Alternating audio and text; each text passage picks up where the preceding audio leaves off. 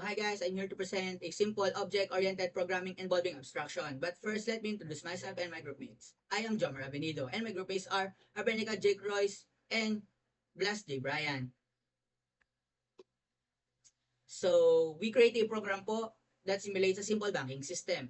So, siya po ay nagpo-provide ng framework for handling account information, including deposit po at saka imbalance. So, siya rin po ay nagpapakita ng understanding about the OOP concept such as the interface and the abstract class. So, in this simple program po ay meron po tayong tatlong classes. The Abernica Main, Abenido class, and the Abstract class, J. Bryan. Ito pong tatlong class na to ay i-explain further ng dalawa kong kagrupo mamaya. So, yan po yung tatlo naming classes.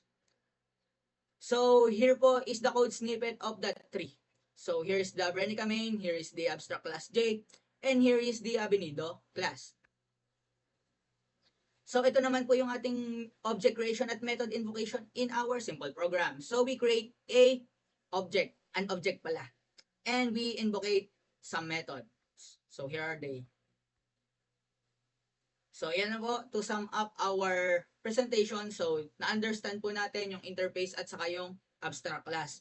Ipakita rin po natin yung importance ng abstraction in simplifying complex system po. So, ipinakita lang po natin sa ating code yung mga necessary detail at hindi na po lahat. So, para po siyang method hiding.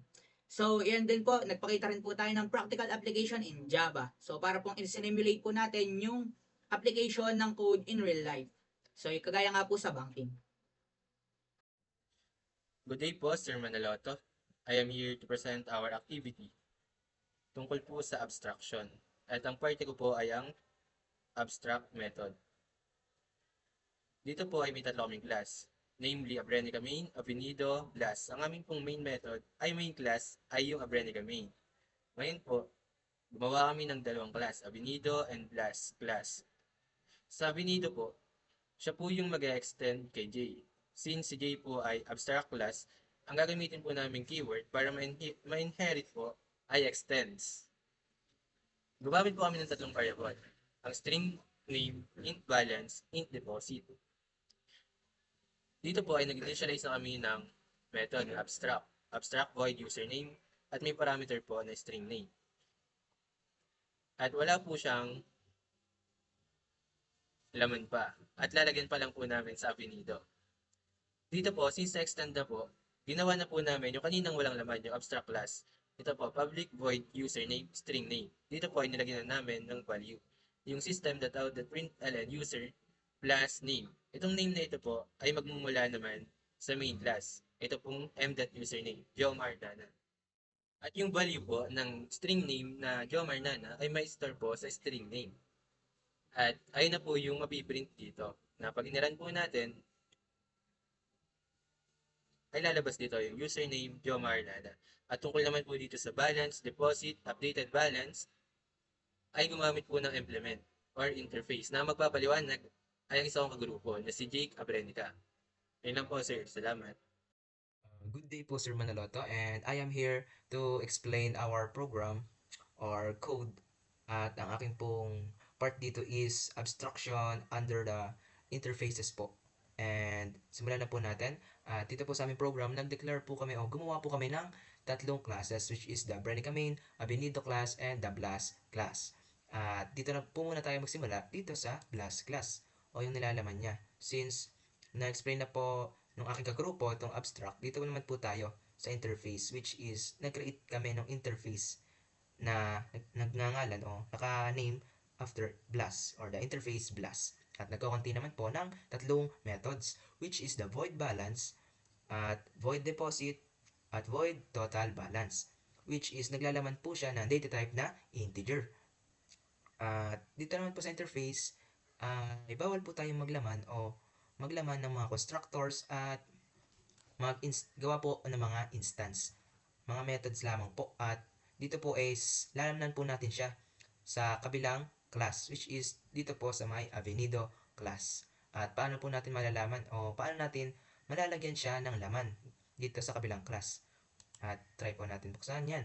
At dito naman po, kung sa abstract po is gumamit sila ng extends para po ma-inherit yung nilalaman, dito naman po is naglagay po tayo ng implements Blas para po ma-inherit ni class Abinido yung nilalaman po nung interface bus.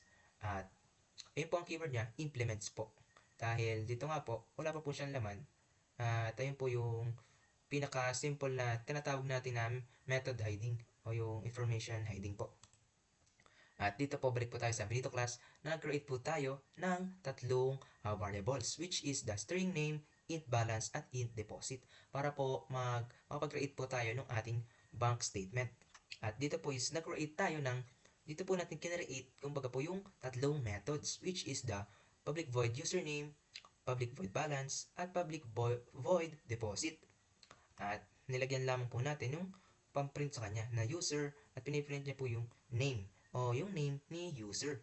At dito naman po is yung sa balance, naglalaman ng balance ni user na naglalaman ng int data type, at yung sa deposit po na naglalaman din po ng int data type.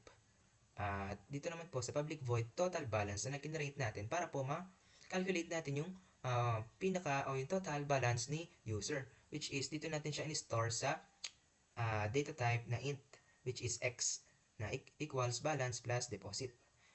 At dito po natin siya nilagay sa system out.print na updated balance plus x. At dito naman po tayo sa may this.balance equals balance at this.deposit equals deposit. Nilagay po natin siya, gamit po tayo niyan upang ma-store po natin yung nilalaman niya. Galing naman po ito dito sa ating main class, which is the Brenica main po. At buksan po natin.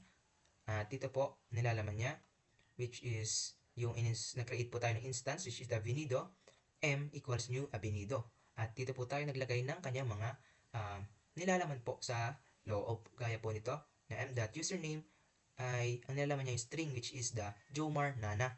At yung m.balance, which is 2,000, at yung m.deposit is 5,000 po.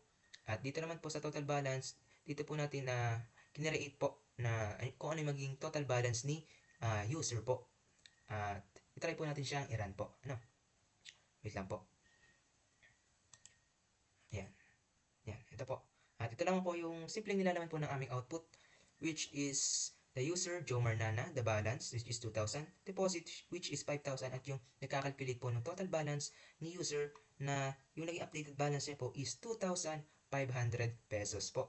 At pinaka-last po sir is, ang abstract class po is yung nag-i-store lang po siya o nag-inherit po siya ng isa lamang po na class na handle niya. At ito naman pong nandito sa class na interface po is kaya po mag-handle ng multiple methods po na pwede natin lagyan o yung madamihan po. At yun lamang po sir, at maraming salamat po. Goodbye.